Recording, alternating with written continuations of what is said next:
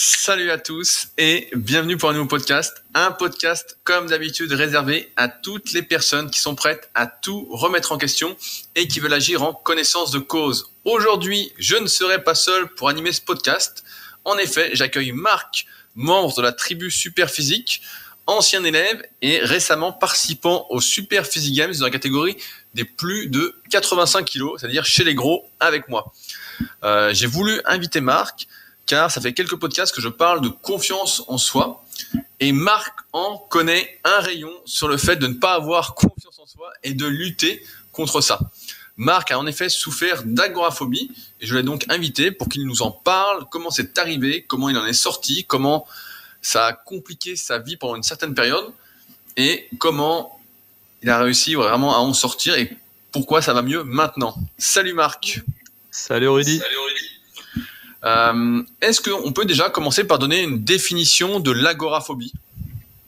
Ouais, alors l'agoraphobie, en fait, c'est la peur des espaces. Et la peur aussi, c'est lié aussi à une peur, on va dire une peur sociale. Par exemple, dans les foules, dans les endroits où il y a beaucoup de monde, etc. On a peur de quoi exactement ?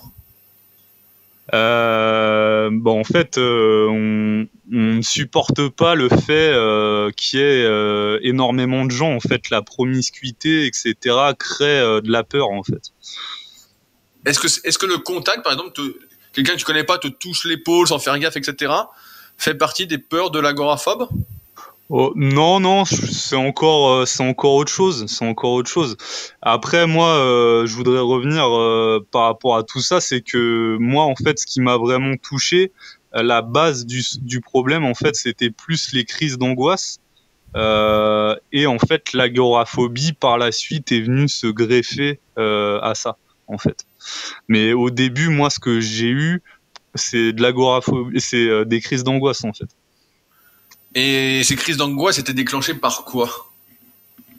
En fait, de base, elles se sont déclenchées parce qu'on va dire j'avais j'étais prédisposé quelque part de par mon éducation et ma façon de voir les choses de ça.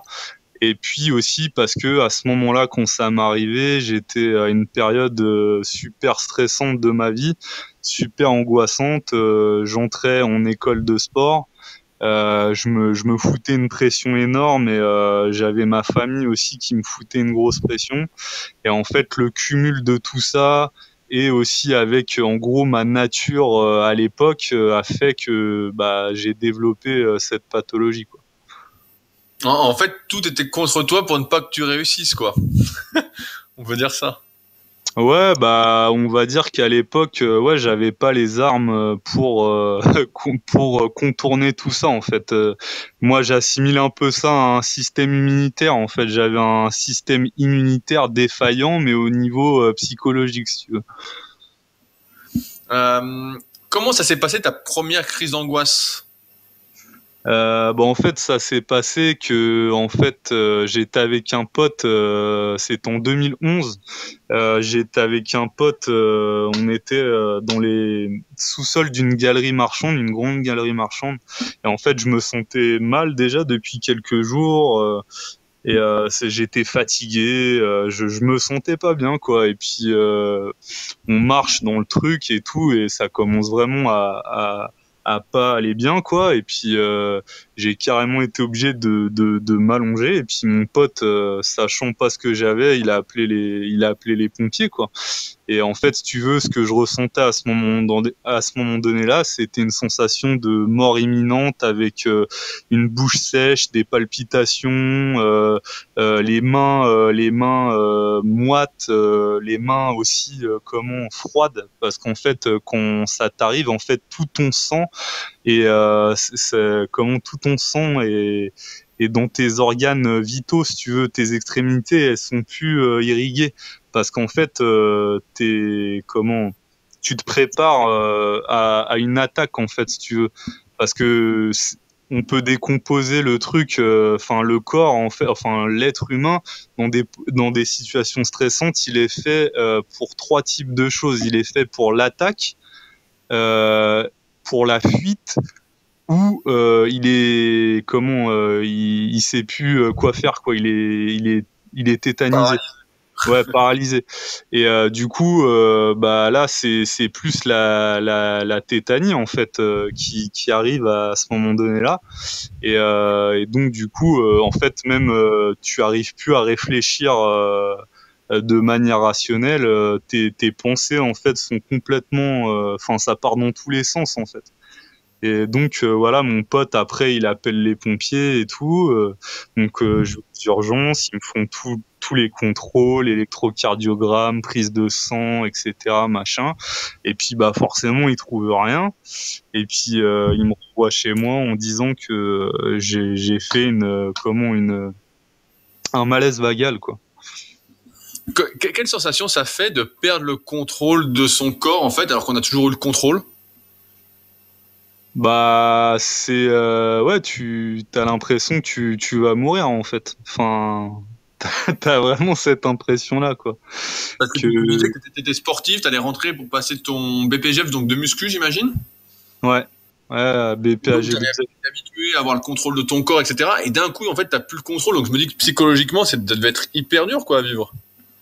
Bah ouais, et puis enfin le pire dans tout ça, c'est que tu sais pas ce qui t'arrive quoi.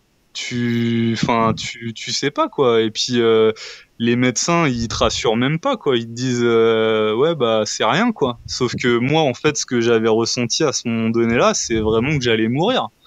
Et les mecs, ils me disent que j'ai rien après quoi. Donc voilà quoi. Donc toi, tu sors des urgences, on te dit, ben voilà, vous avez fait un petit malaise vagal, tout va bien. Donc tu repars déjà, t'es pas confiant, j'imagine. Ouais, c'est ça, ouais, ouais, grave. J'ai été sur le qui-vive, quoi. Enfin, c'est pas du tout rassuré. Et puis, voilà, quoi. Je sentais qu'il y avait un truc qui allait pas, en fait, et qui passait pas, parce que enfin, ça m'est jamais vraiment arrivé, mais je suppose qu'il y a un malaise vagal ou quelque chose comme ça. Bon, bah voilà, tu te reposes quelques jours et après ça va mieux. Sauf que là, en fait, je sentais que ça allait pas mieux. Donc, il y avait un truc qui restait et je savais pas ce que c'était. Donc, Non, non, tu attendais patiemment ta deuxième crise. bah, en gros, c'est exactement ça. Là, t'as très bien résumé la chose, ouais, c'est ça, en fait. Et c'est à cause de ça, en fait, que après, les crises, en fait, elles se sont enchaînées. Parce qu'en fait, après, tu vis dans une peur, de refaire ça. Et en fait, si t'en fais une deuxième, une troisième, bah ça fait effet boule de neige et après, bah ça s'arrête pas quoi. Et est-ce que les crises étaient de plus en plus rapprochées au fur et à mesure? Ouais, ouais, ouais. Et il y a un moment donné, j'en faisais plusieurs par jour quoi. J'en faisais 4, 5 par jour. C'était horrible quoi. Et c'est d'ailleurs comme ça qu'après je suis devenu un peu agoraphobe, c'est que en fait je sortais plus de chez moi parce que dès que je sortais de chez moi, j'en faisais. Et ça me rassurait pas quoi. Donc en fait je me disais chez moi je suis en sécurité, il va rien m'arriver, mais c'était faux vu que malgré ça j'avais quand même des crises quoi. T'avais quel âge en 2011? J'avais 23 ans, ouais. 20, T'étais, 22, 20, 22, ouais, 22. T'habitais déjà tout seul, t'avais ton appartement et tout? Ouais, c'est ça, ouais. Donc tu restais chez toi, tout seul, sachant que t'allais faire, qu'il y avait de fortes chances que tu fasses des crises d'angoisse alors. Ouais, ouais, et puis même ce qui était marrant, c'est qu'à l'époque, mes parents, ils croyaient que, vu que j'étais en école de sport en parallèle, ils pensaient que, en fait, c'était de la fainéantise, quoi, que je voulais pas, parce que du coup, j'ai raté pas mal de cours, etc., à cause de ça, et ils pensaient que c'était de la fainéantise. Ils arrivaient pas à me croire, ils savaient pas ce que c'était, même moi, j'arrivais pas à mettre de mots sur ce qui était en train de m'arriver. Et du coup, ouais, j'étais complètement isolé, j'étais incompris parce que personne comprenait, quoi. Au final, t'as pas pu. Tu disais, t'as séché beaucoup de cours, mais en fait, tu pouvais pas aller en cours. Finalement, t'as pas réussi à passer ton BP. Non, non, ouais, en fait, bah, j'étais en pré-qualif, mais après, moi, j'ai pas poursuivi pour ces raisons-là et puis pour d'autres raisons. Mais ouais, parce que même en fait, le truc, c'est que le moindre effort physique, étant donné que mon cerveau avait avait enregistré que quand mon cœur battait fort, etc., ça déclenchait quelque chose. En fait, mon cerveau, il se souvenait de ça en permanence.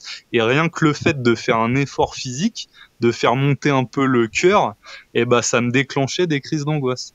Donc en là, fait, tu t'entraînais même plus alors. ouais, je m'entraînais même plus. Ouais. Et pendant un an, je me suis pas du tout entraîné. J'ai arrêté complètement le sport.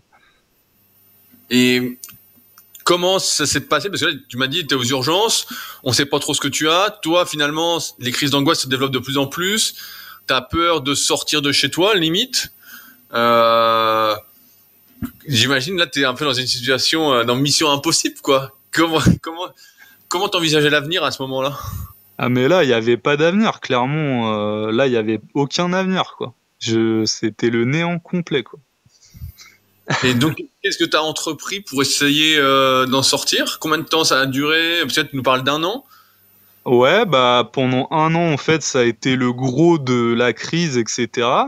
Et puis en fait, bah suite à ça, bah j'ai consulté plein de spécialistes, etc. Je suis allé voir des psychiatres, des psychologues. Je suis allé voir même, enfin j'ai testé en fait plein de trucs. J'ai testé bah forcément un peu la médecine alternative, l'acupuncture. Enfin j'ai testé plein de trucs en fait parce que pour moi, personne n'arrivait à mettre de mots sur ce que j'avais. Quand j'allais voir les médecins, souvent ils me disaient, tu sais, ils se foutaient un peu de ma gueule, tu vois. Ils me disaient, oh, un grand gaillard comme vous. Ils pensaient que je faisais de la comédie, quoi. Parce qu'en fait, mon physique n'était pas le reflet de ce qui se passait à l'intérieur, quoi, de moi, quoi. Et Pour ceux qui te connaissent pas, tu peux dire combien tu mesures et combien tu pèses pour qu'ils se rendent bien compte? bah là, je fais 1 mètre, mais à l'époque c'était pareil, je faisais 1m88 et je devais faire 92 kilos, un truc comme ça. Ok, donc là tu vois plein de médecins, personne trouve ce que tu as, tu testes les médecines alternatives. Est-ce que à ce moment-là tu te dis que tu vas en sortir un jour?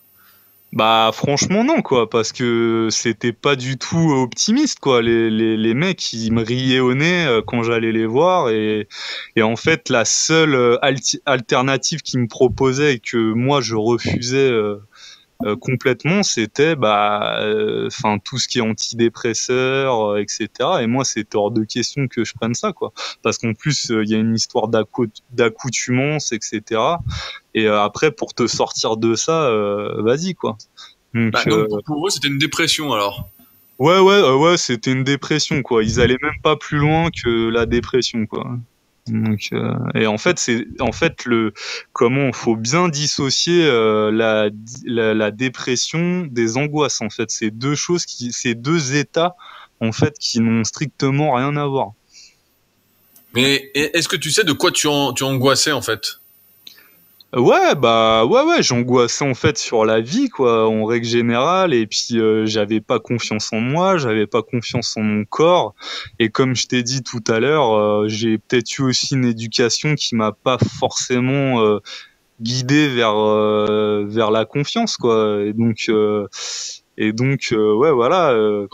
Quand tu étais plus jeune, tes parents te disaient que tu n'allais pas y arriver ou Ouais, non, mais j'avais une mère, en fait, j'ai une mère, bon, maintenant, elle a fait beaucoup de progrès par rapport à ça, mais une mère enfin, très protectrice, etc. Et bah, du coup, ça m'a pas du tout aidé pour la suite, quoi. Et un peu à toujours me dire, ouais, fais attention, même, tu sais, quand je faisais de la muscu, ouais, pousse pas trop fort, machin, tu vois, des trucs comme ça, donc forcément. donc là elle t'a vu dernièrement aller au Super Physique Games, elle a dû faire dans son froc alors. Ouais, mais elle me l'a encore dit. Elle m'a fait, ouais, mais t'es sûr, c'était pas trop lourd et tout. Ouais, ça avait l'air un peu lourd quand même, hein. Mais bon. Ouais, c'était un peu lourd. Ouais. Ouais. Donc, on en est là. Donc, au final, pendant un an, donc tu laisses tomber tes études finalement, ta passion. J'imagine qu'au niveau vie de couple, etc. Bon, bah, si t'avais une vie de couple, elle était réduite à néant. Ouais. Donc là aussi. Mais malgré tout, là, dans ce que tu dis, j'ai l'impression quand même que tu cherchais à en sortir parce que tu consultais pas mal de spécialistes. Quel a été le déclic, en quelque sorte, qui t'a permis d'en sortir? T'as rencontré quelqu'un en particulier ou... Ouais, bah en fait, si tu veux, après en fait, même encore maintenant, j'ai plus trop confiance en la médecine moderne occidentale, parce que j'ai vu qu'en fait, ils étaient incapables de diagnostiquer ce que j'avais, quoi. Donc même encore maintenant, voilà. Et du coup, bah, je me suis vachement documenté sur Internet, et en fait, je suis tombé sur un mec, en fait, c'est un Belge. Et du coup, en fait, lui développait un programme pour en fait les crises d'angoisse et l'agoraphobie. Et en fait, j'ai suivi ce programme-là. Alors, ça se déroulait sur plusieurs semaines, plusieurs mois. Et en fait, bah, en gros, c'était un peu reformater en fait toute ta manière de penser, d'appréhender les choses, etc.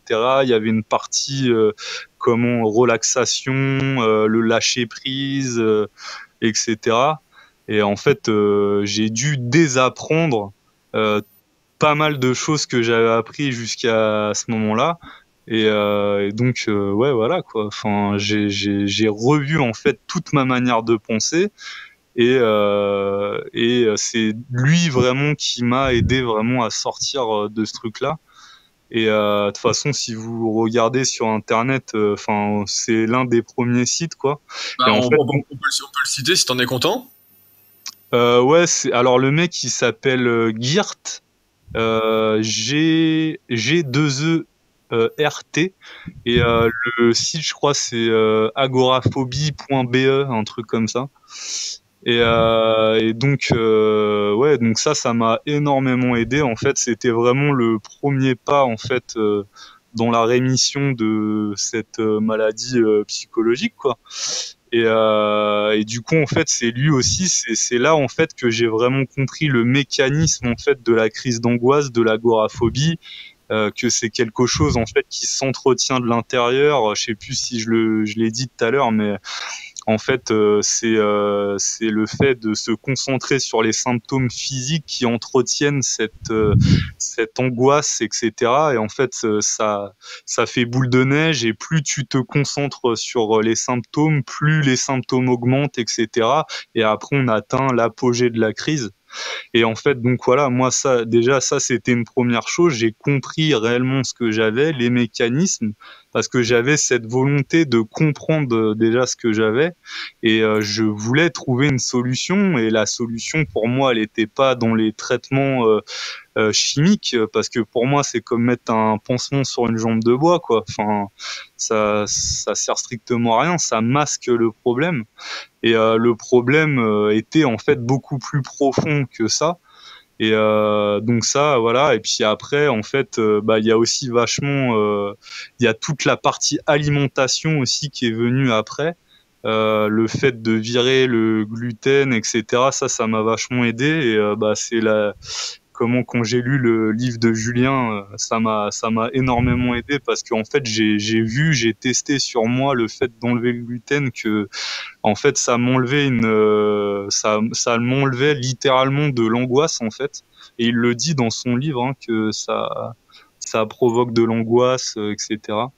Même Ah, de ça peut. on peut citer le titre du livre pour ceux qui connaissent pas. Donc, c'est de Julien Et- Vénesson. C'est Comment le blé moderne nous intoxique. Je trouve très intéressant ce que tu dis parce que je sais pas si tu as écouté mon dernier podcast avec Alan et Fanny qui s'appelait Marre d'être une victime, où justement on expliquait que pour changer, en fait, fallait se retrouver un peu au pied du mur. Et j'ai l'impression que c'est un peu ton cas. Tu t'es retrouvé au pied du mur et en fait, tu as dû compter sur toi-même pour changer, en fait. Et je trouve que c'est assez difficile aujourd'hui de se remettre en question complètement, parce que là, tu as dû revoir pratiquement une grosse partie de ton éducation pour en sortir. Tu nous parlais que ça a mis quelques mois pour en sortir. Est-ce que tu te souviens de combien? Ouais, je dirais que ça a mis des années, quoi. Des années pour en sortir? Ouais, ça. Enfin, je te parle complètement, quoi, hein. Mais après, c'est vrai que les 2 premières années, déjà, ça avait éliminé pas mal de mots. Mais après, il a fallu encore un travail de fond pour vraiment me sortir de là. Et on va dire, ça fait vraiment 3 ans que je suis sorti complètement de ça, quoi. Donc ça veut dire que quand on s'est connus, tu faisais encore Ouais, des crises d'angoisse. ouais. Comment s'est passé progressivement donc ton retour à la vie normale? Parce que tu disais justement que pendant un an, tu sortais plus de chez toi, tu avais abandonné tes études, donc il n'y avait plus de vie de couple, etc. Donc tout est revenu a priori progressivement, mais est-ce que tu as pu reprendre des études assez rapidement ou reprendre une activité physique ou... Ça s'est fait vraiment petit à petit. Ouais, ça s'est fait progressivement. Mais vraiment, le truc en fait que j'ai dû faire et le truc qui est évitable quand on a ce genre de choses, c'est qu'en fait, pour que ça parte, il faut absolument te confronter à tes peurs. Et en fait, si tu te confrontes jamais à tes peurs, ça restera toute ta vie. Donc en fait, ce que j'étais obligé de faire, c'est vraiment me confronter à mes pires peurs en fait. Et moi, mes pires peurs, c'était quoi? C'était la crise cardiaque, etc. Donc là maintenant, vous me voyez faire 10 à 110 au front squat. Ça t'en es fier, ça. Hein? Ça t'en es fier, ton niveau légende. Ah ouais, pour une sauterelle, c'est bien, non? Et du coup, ça, tu m'aurais fait faire ça il y a même 2 ans, mais j'en aurais été incapable. Parce que en fait, tu vois, j'aurais une peur qui était trop importante en fait. Et même au tout début, quand je faisais du squat ou enfin, je faisais de la presse quand on était ensemble en coaching, et en plus tu me faisais des séries de 20. Et du coup, mais il y a des fois, j'ai fait des crises d'angoisse sur le cul dans la presse, quoi. Et combien de temps ça a mis pour que tu puisses... parce que là, juste avant le podcast, tu me disais que tu sortais du travail. Combien de temps t'as mis avant de pouvoir retravailler? J'ai pas mis longtemps parce que de toute manière, j'ai été obligé de retravailler, mais ouais, j'ai mis 1 an et demi. Mais par contre, tes projets, ce manque de confiance en toi, en fait, t'as éloigné un peu de ta passion à l'époque, qui était donc la musculation. Tu voulais vivre de ta passion. Qu'est-ce que t'as pu faire après comme étude? J'imagine que t'as pas repris le BP. Non, j'ai pas repris le BP, j'ai pas repris forcément d'études, j'ai juste fait une formation en fait dans la sécurité privée.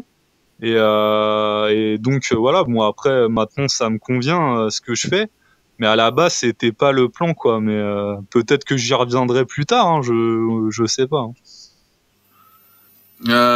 J'imagine également quand on est agoraphobe et qu'on fait des crises d'angoisse, qu'on a peur de mourir à tout bout de champ, que rencontrer quelqu'un, avoir une vie de couple, c'est pratiquement impossible. Donc j'imagine que tu es resté célibataire un long moment aussi. Ouais, enfin non, enfin j'étais en fait en couple, mais ça se passait pas forcément bien. Et d'ailleurs la copine de l'époque, je suis plus avec maintenant quoi. Mais c'était compliqué parce qu'on pouvait rien faire. Non, ça plombait vraiment l'ambiance du couple quoi. On dit souvent que la musculation, la pratique de la musculation, par les effets que ça a sur son physique, donne une certaine confiance en soi. Est-ce que tu penses que la muscu a joué un rôle dans cette sortie des crises d'angoisse? Ah ouais, clairement, hein, c'est vraiment, ça m'a permis de sortir vraiment de ma zone de confort et vraiment comment aller chercher des choses que j'aurais été incapable de faire des années avant, quoi. Donc vraiment, ouais, ça m'a énormément aidé, ouais. Mm. Ah, j'entends le tonnerre derrière moi. Au moment où nous enregistrons ce podcast, je tiens à dire, oh là là, il y a de la grêle et tout, c'est un truc de fou. Il faisait très beau avant ce podcast et tout est fait pour que ce podcast ne fonctionne pas.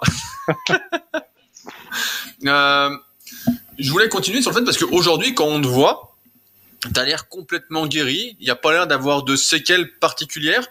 Est-ce que c'est parce que tu fais un gros travail pour justement éviter ces crises d'angoisse ou est-ce que maintenant justement tu as réussi à tellement changer que tu n'as plus besoin d'y penser, tout va bien?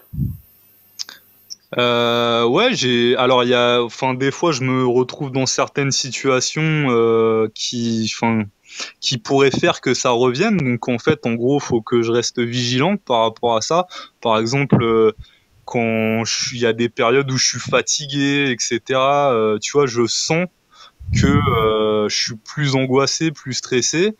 Mais maintenant, on va dire, j'ai des mécanismes voilà, des petits rituels en fait pour sortir de ces états-là. Mais en fait, faudra que je reste vigilant jusqu'à la fin de ma vie parce que je suis prédisposé à ça. Et puis il y a aussi une part génétique dans Mais ma c'est ce que famille. j'allais te demander. Est-ce que tu as des frères et sœurs? Ouais. Tes parents, ça leur est arrivé aussi? Bah ouais, ma sœur, elle en a déjà eu aussi, ouais. Donc c'est aussi vachement lié à la génétique, mais je pense que ce qui est vraiment lié de base, c'est l'éducation et ce que tu as rejeté ta peur sur tes enfants ou non, quoi. Donc ça joue, c'est ce qui joue le plus. Bah, c'est vrai qu'avant, j'ai l'impression, en tout cas, les anciennes générations avaient souvent peur du lendemain, etc. Ils ont connu l'après-guerre. Et donc, c'est vrai que c'était pas une période comme aujourd'hui, un peu d'abondance, où on a pratiquement tout ce qu'on veut, etc. Et que ils s'inquiètent, en tout cas de notre point de vue, un peu exagérément de nous, en nous disant à chaque fois, bah, fais attention à ci, fais attention à ça, etc. Alors qu'aujourd'hui, il n'y a pratiquement pas lieu de s'inquiéter du lendemain. Alors peut-être d'un avenir lointain, mais en cas de demain ou d'après-demain, normalement, tout va bien se passer, il n'y a pas de souci. Et j'ai même envie de croire que on trouve le bonheur en quelque sorte, même si c'est pas exactement le terme, mais on est heureux parce que justement, on suit le chemin qu'on a décidé de choisir sans trop s'inquiéter de réussir ou pas. C'est qu'on est tellement dedans qu'on suit le chemin et puis que ça se fait en fait. Ouais, je suis assez d'accord. Ouais. Parce que souvent, on cherche un peu le secret de la réussite. Moi, j'écoute pas mal de podcasts d'entrepreneurs. J'imagine que toi aussi, peut-être. Ouais. Euh, et c'est vrai qu'à chaque fois, on cherche les secrets. Et en fait, on se rend compte qu'à chaque fois, c'est pratiquement qu'une histoire de confiance en soi, dans le sens où t'es passionné de quelque chose, et puis en fait, tu fais cette chose sans te dire que tu vas réussir ou pas. Mais en fait, tu penses plus à ces notions de confiance ou de pas confiance. C'est juste tu fais, et en fait, tu réussis, quoi. Après, c'est sûr que si tu crois en toi, plus que tout, tu as été éduqué dans le sens tout est possible, etc., et que tu y crois vraiment, c'est plus simple. Et là, de ce que tu nous dis, ton éducation, euh, comme celle de beaucoup de personnes de ton âge, t'as quel âge, Marc? J'ai 30 ans. Ah, t'as mon âge, alors t'es de 87 aussi. Non, je suis de 88, mais début d'année. Ah, tu dois le respect aux anciens, alors. Mais, ouais, j'ai l'impression que, en fait, et c'est ça peut-être qui est difficile, après, je lance une perche comme ça, que quand t'es parent, ça doit être difficile, parce que toi, aujourd'hui, t'es parent, justement, de ne pas projeter, comme tu disais, tes peurs sur tes enfants. Bah, t'imagines bien que c'est le dernier truc que je ferais, quoi. Donc, non, justement, j'essaye vraiment de pas faire les erreurs qu'ont fait mes parents, quoi. Mais après, tous les parents ne sont pas parfaits, hein. Tout le monde, tous les parents font des erreurs, hein. Si c'est pas ça va être autre chose, quoi. Mais au moins, déjà, ça, c'est sûr que je lui transmettrai pas mes peurs, quoi. Est-ce que est-ce que tu as un avis sur le fait qu'aujourd'hui, j'ai l'impression qu'en fait, il y a tous ceux de notre génération ont été éduqués justement et ont une sorte de manque de confiance. En tout cas, beaucoup de personnes ont un manque de confiance en eux justement. Mais vraiment comme si c'était un peu le plus gros problème. Donc toi, c'était à l'extrême avec les crises d'angoisse, etc. Euh, on pourrait presque dire que tu as fait un burn-out en quelque sorte. Ouais, c'est lié aussi, ouais. Ouais, c'est des pathologies qui sont liées, tout ça, mais ouais, on peut le dire. Est-ce que quand justement, tiens, j'ai une question un peu à la con. Est-ce que quand justement tu faisais ces crises d'angoisse, tu étais dans la pire période en fait, est-ce que ton entourage proche t'aidait en quelque sorte à aller mieux ou t'as vraiment dû te débrouiller tout seul? Bah, d'ailleurs, bah ouais, je voulais en venir à ça, l'importance de l'entourage et tout. En plus, c'est un truc que t'en parles assez régulièrement, et c'est vraiment quelque chose que j'ai pris conscience de l'importance de l'entourage en fait par aussi cette expérience. Bon bah moi mes parents en fait au bout d'un moment ils ont compris ce que j'avais, etc., donc ils m'ont soutenu, mais j'ai dû même encore à l'heure actuelle on va dire couper contact avec certaines personnes qui ont des ondes négatives. En fait les ondes négatives je les ressens je les ressens vachement, quoi. Donc, quand quelqu'un a des ondes négatives, j'essaie vraiment de m'éloigner de cette personne parce que je sais que déjà moi, je peux facilement, on va dire, retomber dans un schéma négatif. Alors j'essaye de m'entourer au maximum de gens heureux, de gens souriants, de gens motivés, de gens ambitieux, etc. pour vraiment me porter. Et ça, c'est un truc que, enfin, il y a 5-6 ans, j'avais pas conscience de ce truc-là, que ça a un impact énorme. Et ça, les gens, ils s'en rendent pas compte, hein, mais des fois, faut même savoir s'éloigner de sa propre famille, quoi.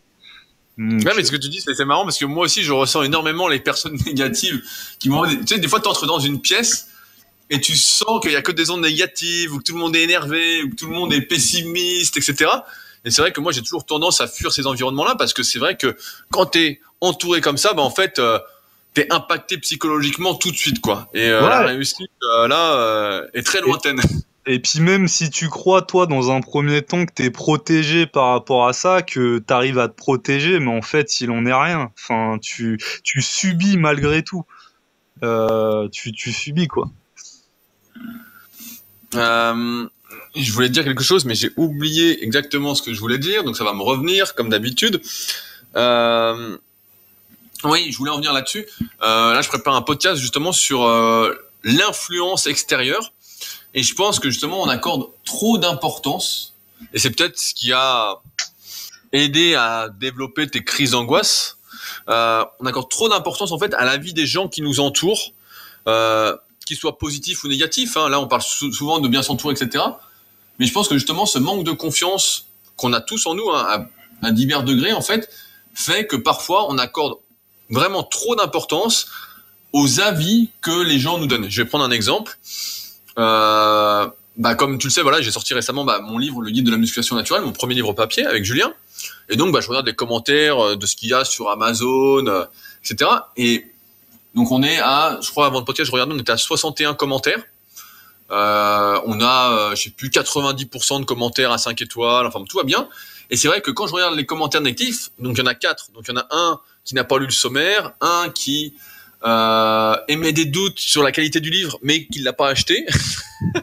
et donc ça c'est le pire, je pense, c'est vraiment le comble de l'ironie. Et il y en a d'autres qui disent le livre est horrible, qualité pourrie, c'est pire que tout ce que j'ai jamais vu, etc. Et c'est vrai que souvent, car moi j'ai l'habitude maintenant, mais c'est vrai que si je débutais un peu dans ce milieu du web, de la sortie de produits en fait, de services, je serais énormément impacté par ça parce que j'accorderais énormément d'importance à cet avis-là et en fait je serais influencé et je me remettrais peut-être en question par rapport au livre, en fait, à la qualité du livre. Alors que là, en fait, je me dis avec le recul, en réfléchissant un peu, que en fait, c'est normal que ça plaise pas à tout le monde, et puis que c'est normal qu'il y a des gens qui soient, comment on peut dire, peut-être pas jaloux, mais très négatifs. Alors que je sais pas si tu as le livre, mais la qualité est quand même. Moi, je trouve qu'il est très qualitatif. Je trouve que le papier, tout est beau, quoi. Donc, je suis pas très objectif. Mais qu'on accorde justement trop d'importance à l'avis des autres parce qu'on manque de confiance en nous en fait. Alors que la plupart du temps, les réponses en fait, elles sont en nous en fait. Si on veut faire quelque chose, alors après c'est peut-être un mal de notre époque où aujourd'hui beaucoup de personnes donnent leur avis alors qu'on leur a pas demandé, se sentent obligés de donner leur avis. Je sais pas, je prends un exemple. Je prends un exemple à la con parce que ça va te parler, ça te concerne. De temps en temps, je me laisse pousser la barbe et quand je me suis rasé, tu m'as fait un commentaire. Tu m'as fait un commentaire à la con en me disant c'était mieux avec la barbe, ça te va moins bien, blablabla. Bon, je te rassure, ça repousse vite. Et tu vois, si tu manques de confiance en toi, c'est quelque chose qui peut te toucher et qui peut t'influencer et faire que peut-être tu ne vas plus jamais te raser. Et là où je veux en venir, c'est que justement, on accorde beaucoup trop d'importance aux avis d'autres personnes parce qu'on manque de confiance en soi. Alors que finalement, je pense que on fait tous notre, pour revenir à ce que je disais tout à l'heure, on fait tous notre bout de chemin comme on l'entend, et on doit surtout en fait ne pas tenir compte de l'avis des personnes qui ne comptent pas pour nous et à qui, en plus, on n'a pas demandé leur avis. Et notre manque de confiance fait justement que on accorde de l'importance pas aux personnes qui nous font des bons commentaires ou qui nous aident, etc. Mais on va accorder de l'importance à des gens qu'on connaît pas, qui on ne sait pas d'où elles sortent, etc. Et je pense que ça contribue à entretenir justement ce manque de confiance. Et peut-être que ça a contribué, j'en suis une hypothèse, à multiplier tes crises d'angoisse. Peut-être d'écouter trop, comme tu parlais d'entourage, les personnes autour de toi qui te disaient que tu n'avais rien, etc. Et toi, dans ton coin, tu paniquais en te disant mais j'ai rien, c'est bizarre, etc. Tu vois, tu ressassais le truc en fait, sous couvert d'influence extérieure. Ouais, aussi, ouais. Ouais, ça a dû jouer. Hein. Parce que ouais, je pense que j'en parlerai plus en détail dans un podcast de l'influence, parce que j'y réfléchis pas mal en ce moment. Et c'est vrai que si je devais donner un conseil rapide, je dirais ne tenez pas compte de l'avis des autres. Comme ça, vous irez beaucoup mieux dans tous les domaines, même si ça fait toujours plaisir de recevoir des compliments ou d'être soutenu, etc. Tu vois, je relativise un peu l'importance de l'entourage, même si effectivement, être entouré par des personnes négatives, j'ai envie de dire qu'il faut vraiment pas les écouter, parce que là, c'est le pire qui puisse arriver, en tout cas si on souhaite atteindre ses objectifs. Pour revenir donc sur tes crises d'angoisse, l'agoraphobie, etc., on t'a mis plusieurs années à en sortir. Aujourd'hui, tu arrives à contrôler ça. Est-ce qu'à un moment, tu as vraiment cru que tu allais mourir pour de vrai ? Ah ouais, plus d'une fois, ouais. Ouais, ça m'est arrivé plusieurs fois. Ouais. Et quand ça t'arrive, quand ça t'est arrivé, il y avait personne autour de toi pour te dire que t'allais pas mourir ou...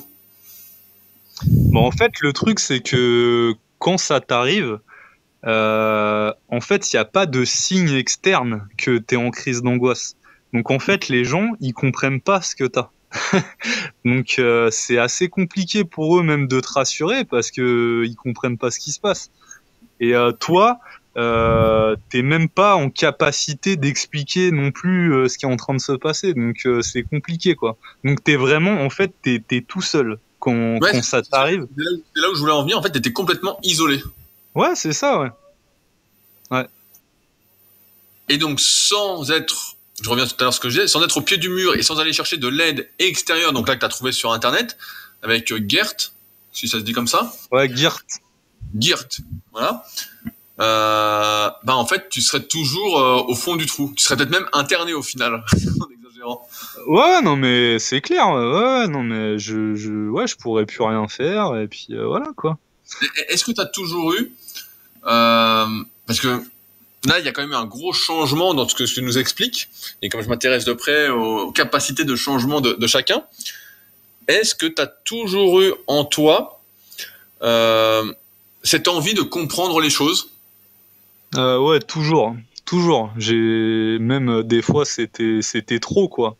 Parce que des fois il y a des choses, c'est pas nécessairement utile de savoir comment ça fonctionne, etc. Mais ouais, j'ai toujours eu besoin de comprendre ce qui se passait, etc. Les causes, d'où ça venait. Ouais. Ouais, donc en fait, est-ce que c'est finalement, je dérive un peu, hein, mais est-ce que c'est finalement un changement ? Puisque finalement, ce qui a pris le dessus dans ton caractère, c'est le fait justement que tu as toujours eu, de par ton éducation sans doute, cette envie de comprendre qui a pris le dessus, donc sur ce manque de confiance en soi. C'est marrant comme, tu vois, cette ambiguïté entre la confiance en soi dans le fait d'essayer de tout comprendre et le manque donc de confiance en toi dans d'autres domaines. Tu vois, cette... Ouais, je vois ce que tu veux dire. Cette ambiguïté, cette opposition. Ouais. Ouais, c'est vrai que c'est assez intéressant de voir que, voilà, c'est ça le mot que je cherchais, c'est que souvent on a des choses en fait qui se passent, j'ai l'impression, comme si on était rempli de paradoxes.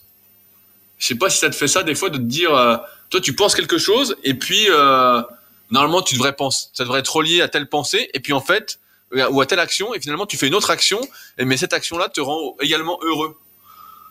Ouais, bah de toute façon, ouais, on est tous un peu comme ça, quoi, même contradictoires sur certaines choses. On est tous comme ça. Hein. On est tous donc complètement fous, quoi.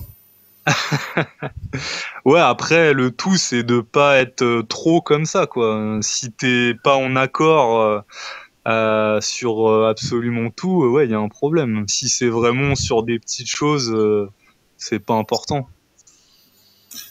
Est-ce que si quelqu'un justement qui a des crises d'angoisse actuellement et il est dans le même cas que toi en fait, qui trouve pas de solution, etc., tous les médecins lui disent qu'il a rien, etc., qu'est-ce que tu lui conseillerais?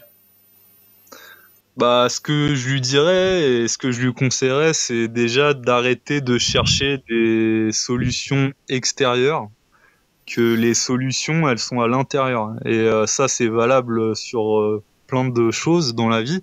Mais vraiment là-dessus, ce qui va falloir faire, c'est un gros travail sur soi et aussi être dans un environnement propice aussi au changement. Enfin, mettre toutes les chances de son côté, même au niveau de l'alimentation, etc. Voilà, suivre comme moi j'ai fait, peut-être une formation pour être guidé dans ce changement. Enfin voilà, mettre des choses en place, mais faut pas donner sa confiance, comment je pourrais dire. Faut être acteur du changement. Faut pas, sinon ça fonctionnera jamais. Ouais, ouais, je vois Donc ce que tu veux dire. En fait, faut pas être dans l'attente que ça non, tombe du ciel comme d'habitude, quoi. voilà, c'est ça. Euh, je réfléchis si j'ai une dernière question, mais ça répond bien, ça corrobore en fait à ce qu'on dit régulièrement tous ensemble. De toute façon, c'est que les solutions sont toujours en soi et que la clé du changement, bah, ça ne dépend que de soi. Ouais, tu parlais justement d'être dans voilà, c'est ça que je voulais dire. Tu disais d'avoir un lieu propice au changement. Toi, à l'époque, tu as changé certaines choses justement, à part éviter et fuir certaines personnes pour justement être capable de changer le plus rapidement possible. Ouais, et puis ce que je voulais dire par là, c'est que des fois, faut vraiment, comment, euh, avoir du recul en fait sur les choses, prendre du recul pour vraiment faire le point, mettre les choses à zéro pour revenir plus fort quoi qu'avant. Et ça passe par peut-être, je sais pas, si vous avez un taf qui vous plaît pas, où vous êtes pas bien, etc. Bah peut-être arrêter de bosser pendant quelques mois pour faire le point, etc. Enfin voilà tout ça quoi. C'est ça que, enfin moi en tout cas c'est ce que j'ai fait. Et puis j'ai pu entendre des gens dire un peu la même chose, que des fois il y a besoin d'une prise, enfin de s'éloigner un peu du quotidien, etc., pour réfléchir de manière raisonnée et de manière lucide, en fait, d'être lucide sur la vie. Il faut vraiment prendre du recul. Ouais, bah, j'ai envie de dire un peu pour déterminer ce qu'on souhaite vraiment dans la vie. Parce que c'est vrai que C'est ça, là, c'est ça. Ouais, ouais parce que parce si que t'es toujours pris dans le jus, quoi, t'es dans le jus, t'as pas le temps de réfléchir, et puis la vie peut passer vite finalement, en faisant des choses que, bah, c'est pour ça que je dis à chaque fois au début de ce podcast, pour les gens qui sont prêts à tout remettre en question. Parce que si t'es pas heureux, comme tu le dis, bah, en fait, faut pas hésiter justement, voilà, à tout remettre en question. Par contre, si on est heureux, bon, bah, en général, tout va bien, il n'y a pas besoin de trop réfléchir, quoi, mais que si vous n'êtes pas bien, a priori, comme dit Marc, bah, prendre du recul, voilà, se poser pour déterminer ce qu'on attend de la vie semble être une bonne solution. Mm. Et donc toi, tu as pu déterminer, donc j'enchaîne aussi sur un autre truc, tu as pu déterminer à ce moment-là ce que tu voulais vraiment dans la vie alors. Ouais, ouais, bah bien sûr. Ouais. Ouais. Après, enfin, ça va faire un peu phrase bateau, mais après, mon objectif, c'était d'être heureux, tout simplement, en fait, parce que pour moi, c'est le but de la vie. C'est donc si t'es pas heureux, à quoi bon vivre, hein. Donc ça se résume à peu, mais c'est un peu simpliste dit comme ça. Mais moi, Est-ce après, est-ce qu'on peut définir le bonheur pour toi? ouais, bah comme tu l'as souvent dit, c'est un cumul de micro-bonheurs en fait. Le bonheur, c'est moi, par exemple, mon bonheur, c'est atteindre certains objectifs dans différents domaines, etc. Me faire des projets, enfin voilà quoi. C'est un cumul de tout ça. C'est une association. Mais finalement, c'est pas des choses très compliquées. Non, non, non, non, Pour toi, le bonheur, c'est pas de conduire une Ferrari. absolument pas. Ou d'avoir une vraie barbe et pas une moumoute. Ah, tu dis ça parce que t'es jaloux, je le sais. Ça me paraît pas mal. Est-ce que tu veux dire quelque chose pour conclure ce podcast? Non, je crois que j'ai fait le tour aussi de tout ça. Donc Ouais, mais après, c'était intéressant de t'interroger sur le sujet parce que c'est vrai que moi, j'ai jamais été confronté à tout ça. Sur certaines parties, voilà, je manque de confiance en moi, mais moins que ce que tu as vécu. Et c'est vrai que c'était intéressant d'avoir un témoignage de quelqu'un qui a vraiment vécu ça à l'extrême, qui s'est retrouvé tout seul, qui a dû sortir les doigts pour en sortir, et qui finalement en est sorti. Et puis aujourd'hui, on peut dire que tout va bien, t'as l'air heureux, tout va bien quoi dans ta vie, non? ouais, nickel. Si jamais certains voulaient te contacter pour en parler un peu plus, s'ils sont touchés par ce problème-là, où est-ce que je les renvoie? Sur mon Instagram. Donc, je mettrai ton compte Instagram directement dans la description du podcast pour ceux que ça intéresserait d'en parler avec toi, s'il y a des détails qu'on n'a pas abordés et puis s'il y en a qui veulent aller un peu Ouais, y a plus. pas de souci. Moi, je vais en profiter pour te remercier du temps qu'on a passé à faire ce podcast, vu que c'est le 4e enregistrement qu'on fait suite à des problèmes de connexion et suite à l'averse qui continue chez moi. Je savais même pas que c'était prévu qu'il pleuve. Mais voilà, il y a eu une tempête pendant ce podcast. Tout était réuni pour pas qu'on y arrive.